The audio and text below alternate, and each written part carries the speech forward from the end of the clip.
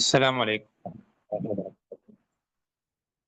بسم الله الرحمن الرحيم. الحمد لله رب العالمين والصلاة والسلام على رسوله الأمين وعلى آله وصحبه أجمعين ومن اتبعهم بإحسان إلى يوم الدين أما بعد. അള്ളാഹു സുബ്ഹാനഹു വ തആല വജഹ് മാത്രം ഉദ്ദേശിച്ചുകൊണ്ട് സംസാരിക്കുവാനും കേൾക്കുവാനും റബ്ബ് സുബ്ഹാനഹു വ തആല നാം ഓരോരുത്തരെയും സഹായിക്കുമാറാവട്ടെ.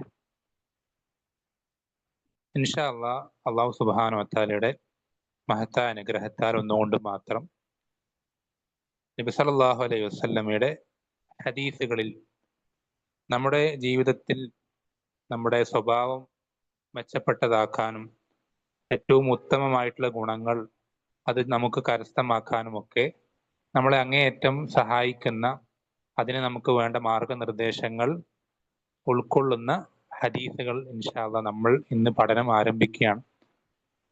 അള്ളാഹു സുബ്ഹാനഹു വ തആല എന്ത് ചെയ്യട്ടെ, നമുക്ക് ഓരോരുത്തർക്കും ഈ ഒരു പഠനത്തിലൂടെ നബി സല്ലല്ലാഹു അലൈഹി വസല്ലമ നമുക്ക് ജീവിച്ച് കാണിച്ചു തന്ന ആ ഒരു സ്വഭാവ മര്യാദകൾ, നല്ല ഉത്തമമായിട്ടുള്ള ഗുണങ്ങൾ, അതെല്ലാം ഉള്ള ആളുകളായി തീരാൻ റബ്ബ് സുബ്ഹാനഹു വ തആല നാം ഓരോരുത്തരെയും സഹായിക്കുമാറാവട്ടെ.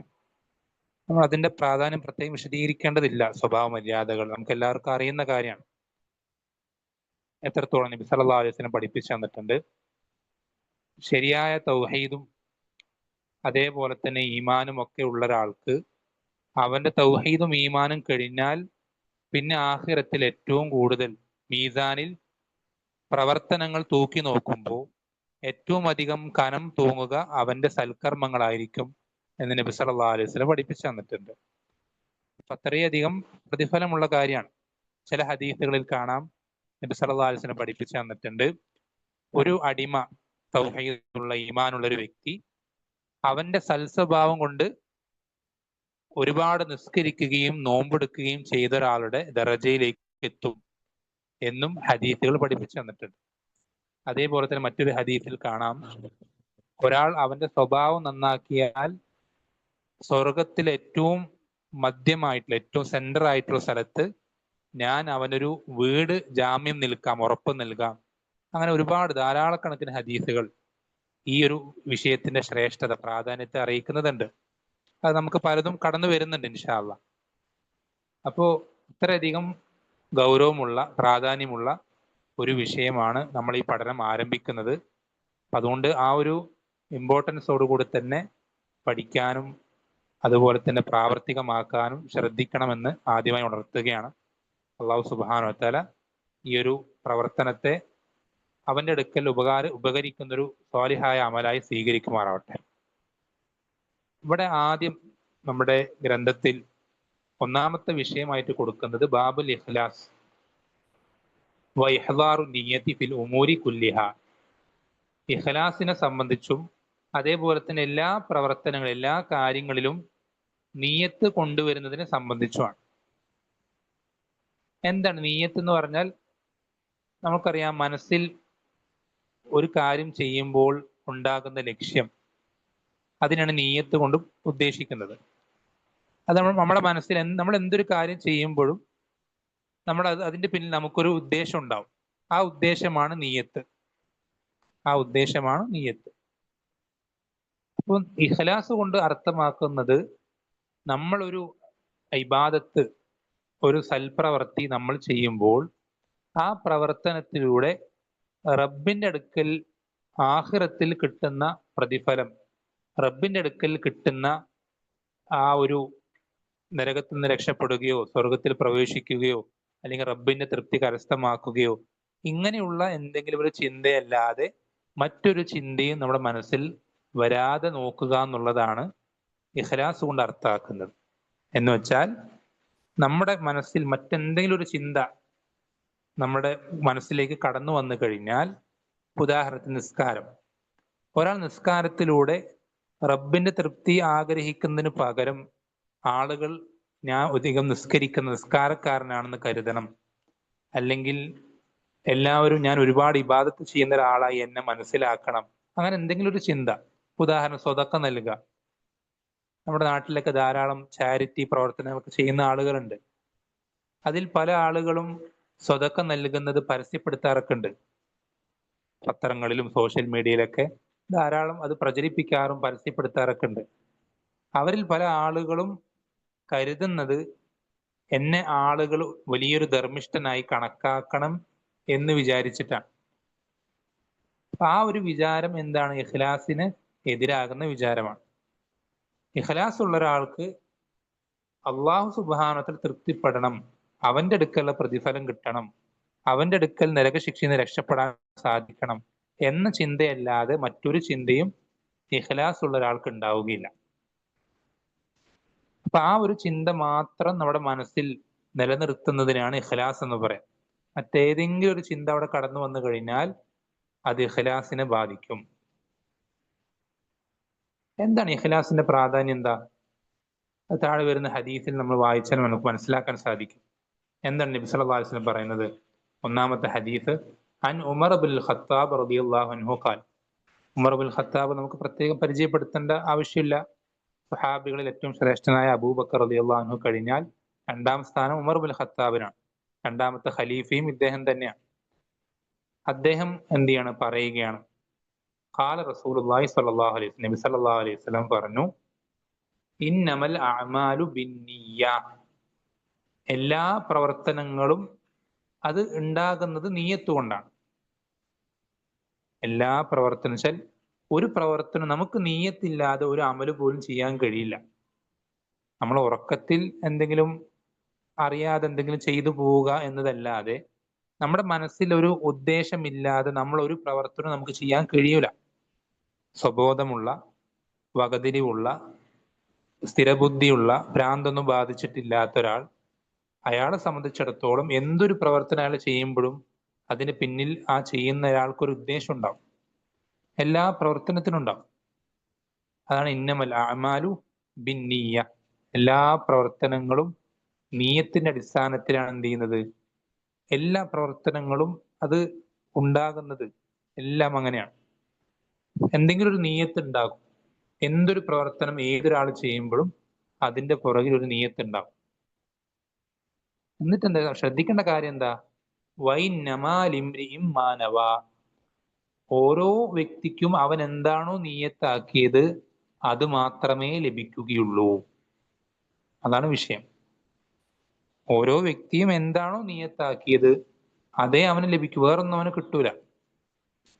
ഇപ്പോ ഉദാഹരണത്തിന് നമ്മൾ മനസ്സിലാൻ വേണ്ടി പറയുകയാണെങ്കിൽ, നബി സല്ലല്ലാഹു അലൈഹി വസല്ലം പഠിപ്പിക്കുന്ന ഒരു ഹദീസ് ഉണ്ട്. ആ ഹദീസിന്റെ ചുരുക്കം ഞാൻ പറയാം, വലിയൊരു ഹദീസാണ്. ആ ഹദീസില് ഒരു ദീൻ പഠിപ്പിച്ച, ഖുർആനൊക്കെ പാരായണം ചെയ്ത് അങ്ങനെ മരണപ്പെട്ടു ഒരു വ്യക്തി, അയാളെ അള്ളാഹു സുബ്ഹാനഹുവിന്റെ അടുക്കലേക്ക് കൊണ്ടുവരപ്പെടും. ശ്രദ്ധിക്കണേ, അയാൾ ദീൻ പഠിച്ചിട്ടുണ്ട്, ദീൻ പഠിപ്പിച്ചിട്ടുണ്ട്, ഖുർആനൊക്കെ പാരായണം ധാരാളം ചെയ്തിട്ടുണ്ട്. അങ്ങനെ ഒരാളെ അള്ളാഹു സുബ്ഹാനഹുവിന്റെ അടുക്കലേക്ക് കൊണ്ടുവരും.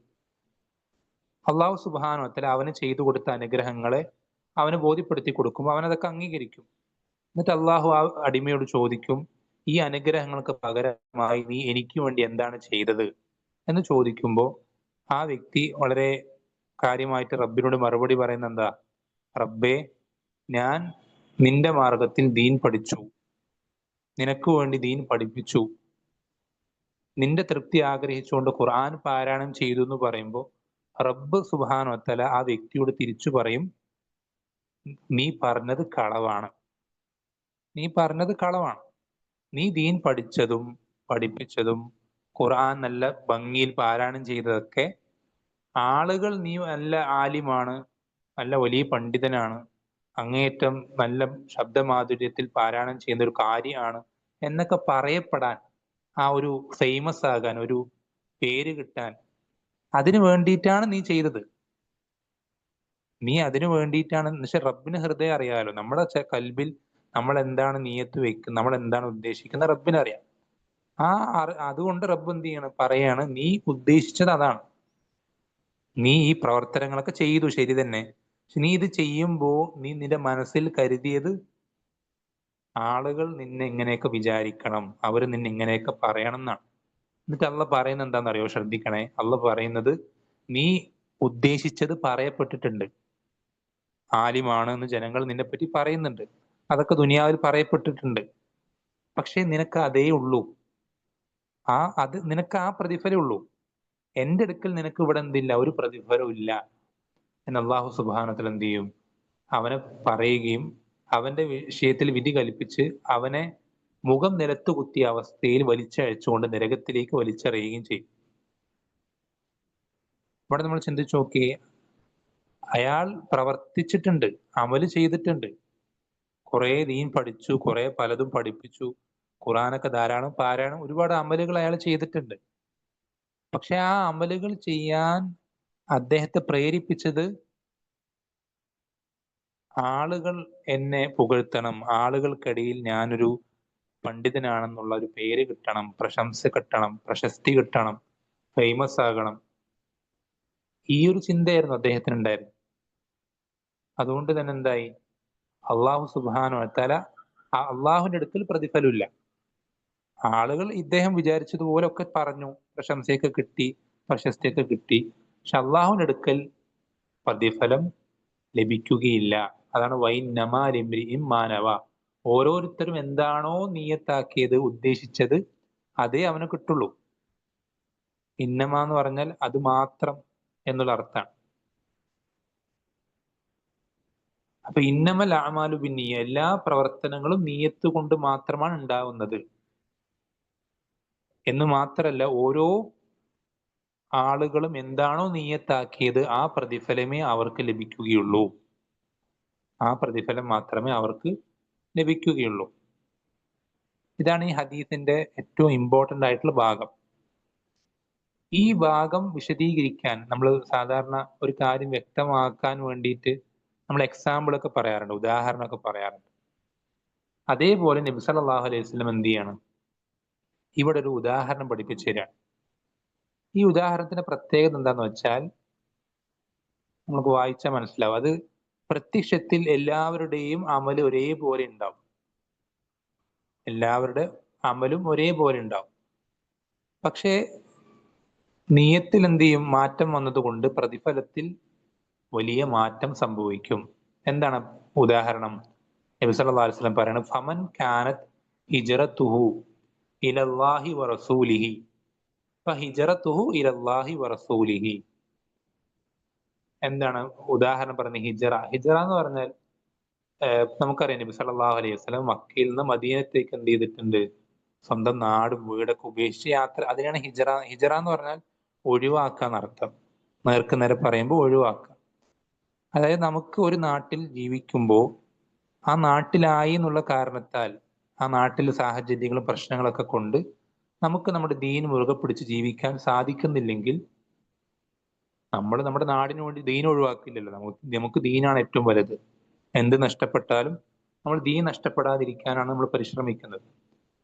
അപ്പൊ അങ്ങനെയുള്ള നമ്മൾ എന്ത് ചെയ്യും, മറ്റൊരു നാട്ടിലേക്ക് പോയാൽ സ്വൈര്യമായി മനസമാധാനത്തോടെ ദീനനുസരിച്ച് ജീവിക്കാൻ സാധിക്കും നമ്മൾ മനസ്സിലായി കഴിഞ്ഞാൽ എന്ത് ചെയ്യും, സ്വാഭാവികമായിട്ട് ആ നാട്ടിലേക്ക് പോകും. നബി സല്ലല്ലാഹു അലൈഹി വസല്ലമ മക്കയിൽ നിന്ന് മദീനത്തേക്ക് പോയതുപോലെ. അതിനാണ് ഹിജറ കൊണ്ട് ഉദ്ദേശിക്കുന്നത്. അപ്പൊ ഈ ഹിജറ പോവുക എന്നുള്ളത് വലിയ പ്രതിഫലമുള്ള കാര്യമാണ്. നബി സല്ലല്ലാഹു അലൈഹി വസല്ലം പഠിപ്പിച്ചത്, അൽ ഹിജറത്തു തജുബ്ബു മാ ഖബ്ലഹു. ഒരാൾ ഹിജറ ചെയ്താൽ ആ ഹിജറയ്ക്ക് മുമ്പുള്ള എല്ലാ തെറ്റുകളും എന്ത് ചെയ്യും, അയാളെ പൊറുപ്പിക്കപ്പെടും. ഹിജറയ്ക്ക് മുമ്പ് അയാൾ ചെയ്തു പോയ തെറ്റുകളൊക്കെ എന്ത് ചെയ്യും, അയാൾക്ക് പുറത്തു കൊടുക്കപ്പെടുന്ന നബി സല്ലല്ലാഹു അലൈഹി വസല്ലം എന്ത് ചെയ്തിട്ടുണ്ട്, പഠിപ്പിച്ച്. അപ്പൊ വലിയൊരു ഇബാദത്താണെന്ന് അർത്ഥം, ചുരുക്കി പറഞ്ഞാൽ. അപ്പൊ ഇതിനെ പറ്റി നബി സല്ലല്ലാഹു അലൈഹി വസല്ലം പറയുന്നത്, ഫമൻ കാനത്ത് ഹിജറത്തുഹു, ആരുടെ ഹിജറയാണോ ഇലല്ലാഹി വറസൂലിഹി, അള്ളാഹുലേക്കും റസൂലിലേക്കും ആയിട്ടുള്ളത്.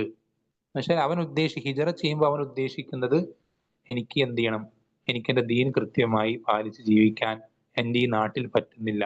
അപ്പൊ ഇന്നൊരു നാട്ടിലേക്ക് പോയാൽ ആ നാട്ടിലേക്ക് എത്തിയാൽ എനിക്ക് എന്ത് ചെയ്യാൻ കഴിയും, ഇൻഷാ അള്ളാഹ് കൃത്യമായി നല്ല ഒരു പ്രശ്നമൊന്നുമില്ലാതെ ദീൻ അനുസരിച്ച് ജീവിക്കാൻ സാധിക്കും. ഈ നീയത്ത് മാത്രമേ ഒരാൾക്കുള്ളൂവെങ്കിൽ ഹിജറത്തുഹു ഇലല്ലാഹി റസൂലി, അവന്റെ ഹിജറ അള്ളാഹുലേക്കും റസൂലിലേക്കും ഉള്ളത് തന്നെയാണ്. എന്ന് വെച്ചാൽ അവൻ ആ പ്രതിഫലം കിട്ടും, അവന്റെ ആ മുൻപ് കഴിഞ്ഞ തിന്മകളൊക്കെ എന്ത് ചെയ്യും, ഉറപ്പിക്കപ്പെടും. എന്നാലോ വമൻ കാനത്ത് ഹിജറത്തുഹു ലിദുന്യാ യുസീബുഹാ, ചിലര് അവരെ നാട് വിട്ട് മറ്റു നാടുകളിലേക്ക് പോകുന്നത് എന്തിനു വേണ്ടിയിട്ടാ, എന്തെങ്കിലും ദുനിയാവിന്റെ ലാഭങ്ങൾക്ക് വേണ്ടിയിട്ട്. ദുനിയാവിന്റെ ലാഭത്തിന് വേണ്ടി ഒരു നാട് വിട്ടു പോവാന്നുള്ളത് ഹറാമൊന്നുമല്ല. പക്ഷേ ഇവിടെ ആ പ്രതിഫലം കിട്ടൂല. ഇവിടെ നമ്മൾ ഇപ്പൊ നബി സല്ലല്ലാഹു അലൈഹി വസല്ലം മക്ക വിട്ട് മദീനത്തേക്ക് പോയി. അതേപോലെ ആ ഒരു പ്രതിഫലം ആർക്ക് കിട്ടൂല? മദീനത്ത് എന്തെങ്കിലും ഒരു കച്ചവടത്തിന്റെ സാധ്യതയുണ്ട്, ബിസിനസിന്റെ ഒരു സ്കോപ്പ് ഉണ്ട്. അപ്പൊ അത് മക്കയിൽ ഇല്ല സ്കോപ്പ്. അപ്പൊ ഈ ബിസിനസ് മദീനത്ത് പോയിട്ട് ചെയ്യാം എന്ന നീയത്തോടു കൂടെ ഒരാൾ മദീനത്തേക്ക് താമസമൊക്കെ മാറി മക്ക വിട്ടിട്ട് മദീനത്തേക്ക് പോയാൽ അയാൾക്ക് എന്ത് ചെയ്യില്ല, ഈ ഒരു പ്രതിഫലം കിട്ടൂല.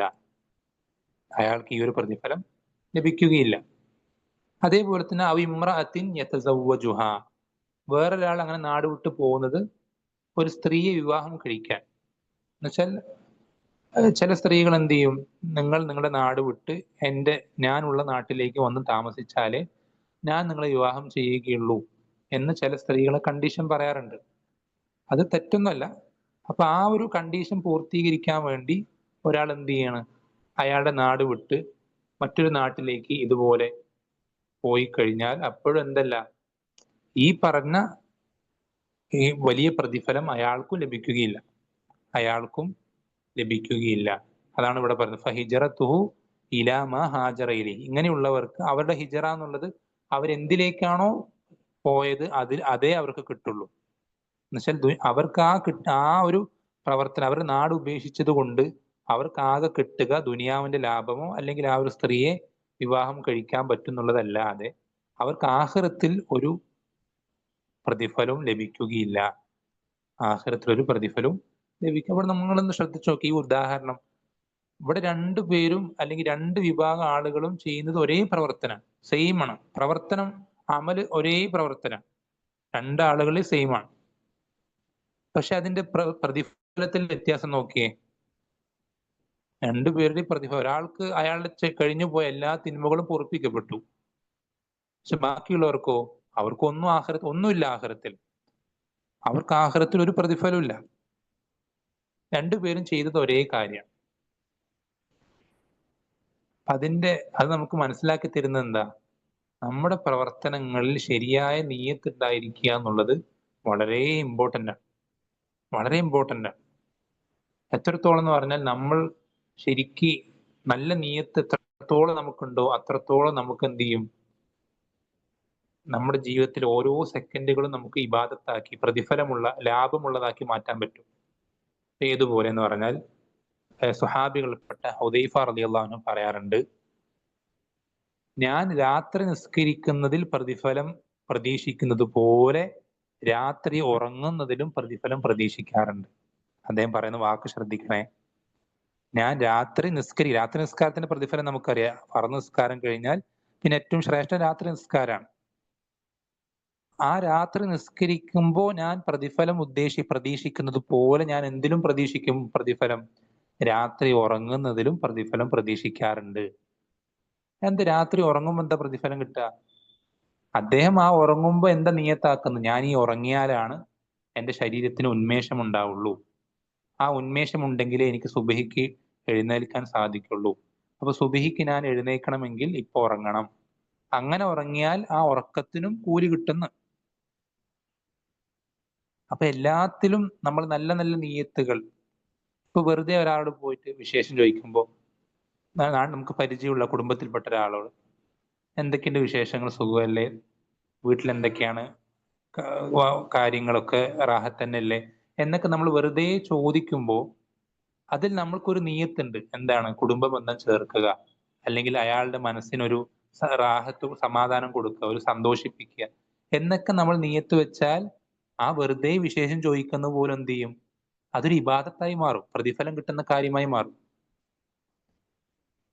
അപ്പോ ചുരുക്കി പറഞ്ഞാൽ നിയ്യത്ത് എന്നുള്ളത് വളരെ നമ്മൾ ശ്രദ്ധിക്കേണ്ട അങ്ങേയറ്റം ഇമ്പോർട്ടൻ്റ് ആയിട്ടുള്ള ഒരു കാര്യമാണ്. അതാണ് നമുക്ക് ഈ ഒരു ഹദീസിലൂടെ മനസ്സിലാക്കാൻ സാധിക്കുന്ന പ്രധാനപ്പെട്ട ഗുണപാഠം. അതിനുശേഷം ഒരു ഹദീസും കൂടെ നമുക്ക് എന്ത് ചെയ്യാം, ഇന്ന് വായിക്കാം. ഈ ഒരു നമ്മൾ പറഞ്ഞ പുസ്തകത്തിലെ രണ്ടാമത്തെ ഹദീസ് ചെറിയൊരു ഹദീസാണ്. എന്താണ്? അൻ അബീ ഹുറൈറത റളിയല്ലാഹു അൻഹു ഖാൽ, അബൂ ഹുറൈറ റളിയല്ലാഹു അൻഹു അബൂ ഹുറൈറ റളിയല്ലാഹു അൻഹു നമുക്കെല്ലാവരും എപ്പോഴും കേട്ട് പരിചയിച്ചിട്ടുള്ളൊരു പേരാണ്. ഏറ്റവും അധികം ഹദീസുകൾ റിവായത്ത് ചെയ്തിട്ടുള്ള, അദ്ദേഹം മനഃപ്പാടമാക്കാനുള്ള പ്രത്യേക കഴിവ്, അത് നബി സല്ലല്ലാഹു അലൈഹി വസല്ലം അദ്ദേഹത്തിന് വേണ്ടി പ്രാർത്ഥിച്ചിരുന്നു. ഇദ്ദേഹത്തിന് പഠിക്കുന്ന ഹദീസുകളെല്ലാം മറന്നു പോകാതിരിക്കാൻ നബി സല്ലല്ലാഹു അലൈഹി വസല്ലം പ്രാർത്ഥിച്ചിരുന്നു. അങ്ങനെ പ്രാർത്ഥിച്ചപ്പോൾ കിട്ടിയ അപാരമായ മെമ്മറി പവർ കൊണ്ട് അദ്ദേഹം ഒരുപാട് ഹദീസുകൾ, ഏറ്റവും അധികം ഹദീസുകൾ നമുക്ക് പഠിപ്പിച്ച്, അത് ജനങ്ങൾക്ക് പഠിപ്പിച്ചു കൊടുത്തത് അബൂ ഹുറൈറ റളിയല്ലാഹു അൻഹു ആണ്. അതുകൊണ്ട് നമ്മൾ ഒരുപാട് തവണ കേട്ടിട്ടുണ്ടാവും ഈ ഒരു പേര്. അദ്ദേഹം പറയണെന്ത്, കാല റസൂലുള്ളാഹി സ്വല്ലല്ലാഹു അലൈഹി വസല്ലം, നബി സല്ലല്ലാഹു അലൈഹി വസല്ലം പറഞ്ഞു. എന്താ പറഞ്ഞത്? ഇന്നല്ലാഹ, തീർച്ചയായും അല്ലാഹു സുബ്ഹാനഹു വ തആല, ലാ യൻദുറു, അവൻ നോക്കുന്നില്ല. നോക്കുന്നില്ല എന്ന് പറഞ്ഞാൽ പരിഗണിക്കുന്നില്ല, അത് വലിയ കാര്യമാക്കുന്നില്ല. എന്ത്? ഇലാ സുവരിക്കും വ അംവാലിക്കും, നിങ്ങളുടെ രൂപത്തിലേക്കും നിങ്ങളുടെ സമ്പത്തിലേക്കും അള്ളാഹു നോക്കുന്നില്ല. എന്നുവെച്ചാൽ നല്ല ഭംഗിയുള്ളത് കൊണ്ട് സ്വർഗത്തിൽ വലിയ പദവി, ഭംഗി കുറഞ്ഞത് കൊണ്ട് സ്വർഗത്തിൽ പദവിയില്ല, അങ്ങനെ റബ്ബിന്റെ അടുക്കലാവൂല. അതേപോലത്തെ നല്ലോണം സമ്പത്തുണ്ട്, അതുകൊണ്ട് സ്വർഗത്തിൽ വലിയ സ്ഥാനം, നരകത്ത് പോവില്ല. സമ്പത്ത് കുറഞ്ഞു, അതുകൊണ്ട് നരകത്ത് പോയേക്കുമോ, അങ്ങനെയൊന്നും റബ്ബിന്റെ അടുക്കലാവൂല. അതൊന്നും റബ്ബ് അതിലേക്കൊന്നും നോക്കുന്നില്ല. റബ്ബ് അള്ളാഹു സുബ്ഹാനഹു വ തആല അതൊന്നും അല്ല കാര്യമാക്കുന്നത്. വലാകിൻ, പക്ഷേ, യൻദുറു, അവൻ നോക്കുന്നത് ഇലാ ഖുലൂബിക്കും വ അഅമാലിക്കും, രണ്ട് കാര്യങ്ങളിലേക്കാണ്. ഇത് രണ്ടും ശരിയായാൽ നമ്മൾ റബ്ബിന്റെ അടുക്കൽ നമ്മൾ രക്ഷപ്പെടും. എന്താ രണ്ട് കാര്യങ്ങൾ? ഇലാ ഖുലൂബിക്കും, ആദ്യം നോക്കുന്ന റബ്ബ് സുബ്ഹാനഹു വ തആല ഏറ്റവും ആദ്യം പരിഗണിക്കുക നമ്മുടെ കൽബാണ്. ഹൃദയത്തിൽ എന്താണുള്ളത്, ഇവൻ ഈ പ്രവർത്തനം ചെയ്യുമ്പോൾ എന്താ ഉദ്ദേശിക്കുന്നത്, ഇവൻ ലക്ഷ്യമാക്കുന്ന എന്താണ്. നമ്മൾ നേരത്തെ പറഞ്ഞു, അള്ളാഹുവിന്റെ തൃപ്തിയാണോ, നരകത്തിന് രക്ഷപ്പെടണമെന്നാണോ, സ്വർഗത്തിലെ പ്രതിഫലമാണോ, അതെല്ലാം ആൾക്കാർ കാണിക്കണം എന്നാണോ, ആളുകൾ പുകഴ്ത്തണം എന്നാണോ, പ്രശംസ കിട്ടണമെന്നോ, പ്രശസ്തി കിട്ടണമെന്നോ, എന്താണ് ഇവൻ ആഗ്രഹിക്കുന്നത്, അതിലേക്കാണ് ആദ്യം നോക്കുക. അല്ലെ? ആരൊക്കെ അത് അറിഞ്ഞില്ലെങ്കിലും അത് റബ്ബ് അറിയൂലേ? റബ്ബിന് കൽബ് അറിയുമല്ലോ.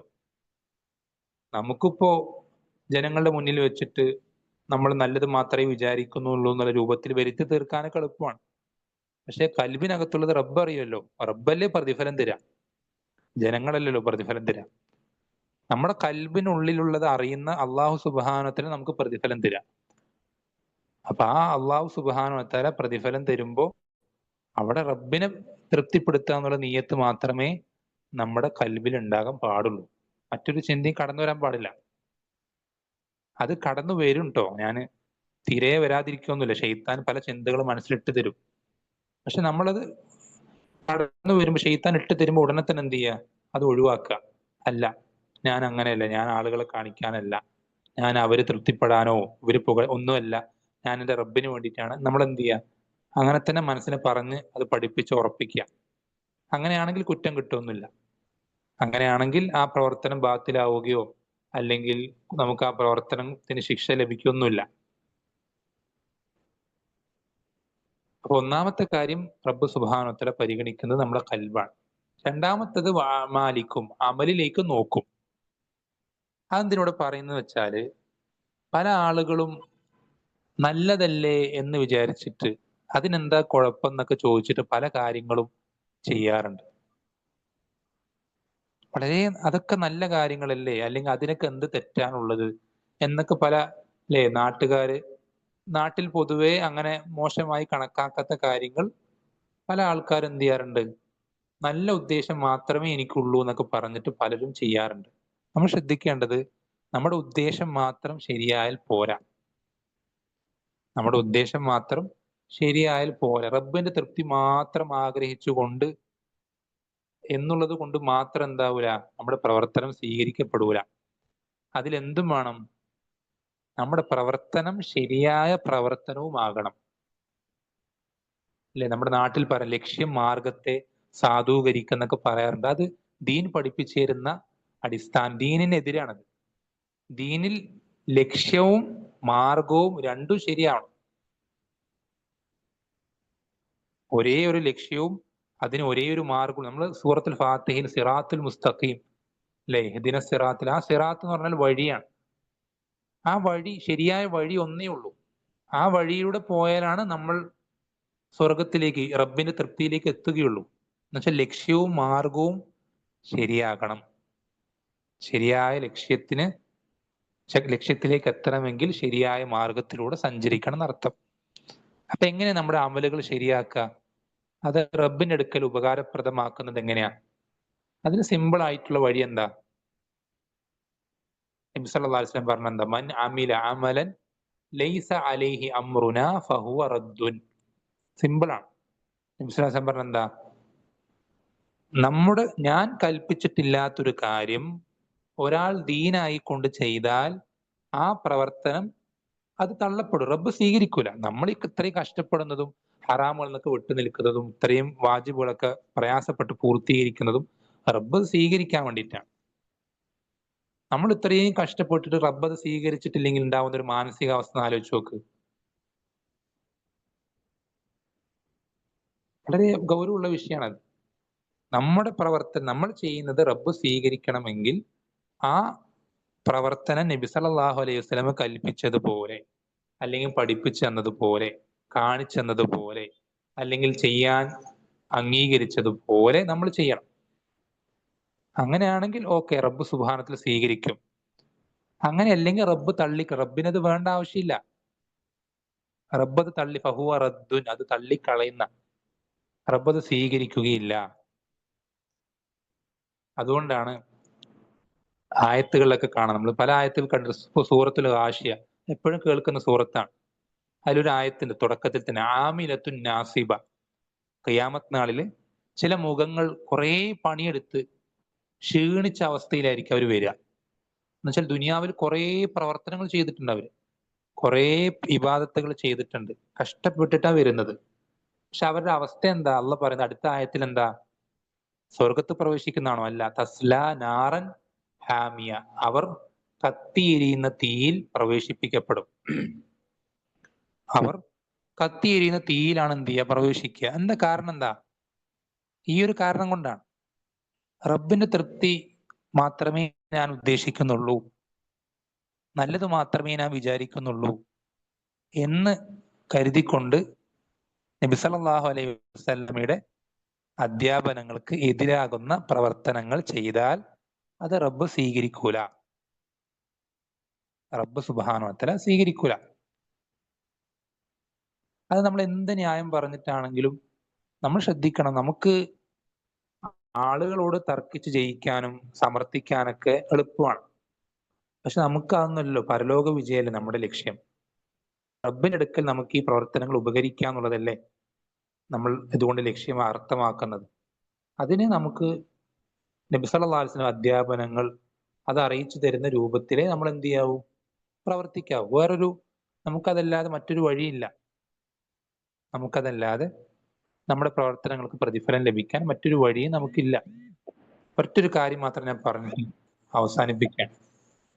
എന്താന്ന് വെച്ചാല്, ഈ ഒരു വിഷയത്തിന്റെ ഗൗരവം എത്രയും ഗൗരവമാണെന്ന്, എത്രയും അപകടം പിടിച്ചെന്ന് മനസ്സിലാൻ വേണ്ടി മാത്രമാണ്.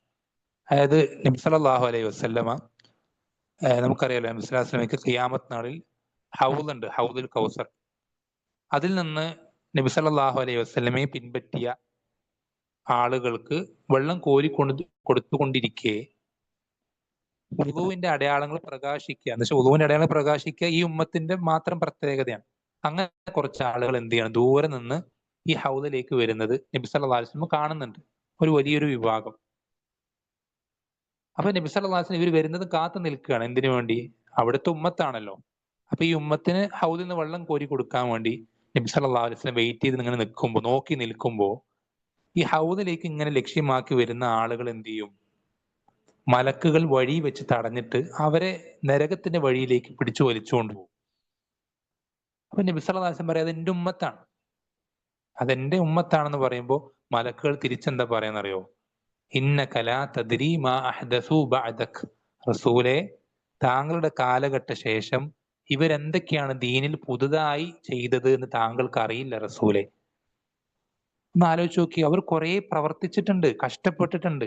ഒരുപാട് ബുദ്ധിമുട്ടിയിട്ടുണ്ട്. പക്ഷെ ആ പ്രവർത്തനം നബി സല്ലല്ലാഹു അലൈഹി വസല്ലമയുടെ അധ്യാപനങ്ങൾക്ക് എതിരാണ്. അദ്ദേഹം കൽപ്പിച്ചിട്ടില്ല, പഠിപ്പിച്ചു തന്നിട്ടില്ല, പ്രാക്ടിക്കലായി കാണിച്ചു തന്നിട്ടില്ല, അംഗീകരിച്ചിട്ടില്ല. അങ്ങനത്തെ കാര്യങ്ങൾ നമ്മൾ ഒരിക്കലും ദീനായിക്കൊണ്ട് ചെയ്യാൻ നിൽക്കരുത്. അത് നമുക്ക് ഗുണം ചെയ്യില്ല എന്ന് മാത്രമല്ല, ദോഷമാണ് വരുത്തി വെക്കുക. ഈ 2 ഹദീസുകളാണ് നമുക്ക് ഈ ഒരു ഇഖ്ലാസുമായി ബന്ധപ്പെട്ട് ഇൻഷാ അല്ലാഹ് പറയാനുള്ളത്. ബാക്കിയുള്ള വിഷയങ്ങളിലേക്ക് തൊട്ടടുത്ത ക്ലാസ്സുകളിൽ നമുക്ക് സംസാരിക്കാം. അല്ലാഹു സുബ്ഹാനഹു വ തആല കാര്യങ്ങൾ ഏറ്റവും നല്ല രൂപത്തിൽ മനസ്സിലാക്കാനും ജീവിതത്തിൽ അതിന്റെ അടിസ്ഥാനത്തിൽ നല്ല നല്ല മാറ്റങ്ങൾ കൊണ്ടുവരുവാനും നമ്മൾ ഓരോരുത്തരെയും സഹായിക്കുമാറാവട്ടെ. സല്ലല്ലാഹു വസല്ലം അലാ നബീന മുഹമ്മദിൻ വൽഹംദുലില്ലാഹി റബ്ബിൽ ആലമീൻ. സുബ്ഹാനകല്ലാഹു വബിഹംദിക അഷ്ഹദു അല്ലാ ഇലാഹ ഇല്ലാ അൻത അസ്തഗ്ഫിറുക വഅതൂബു ഇലൈക്. അസ്സലാമു അലൈക്കും വറഹ്മത്തുള്ളാഹി വബറകാതുഹു.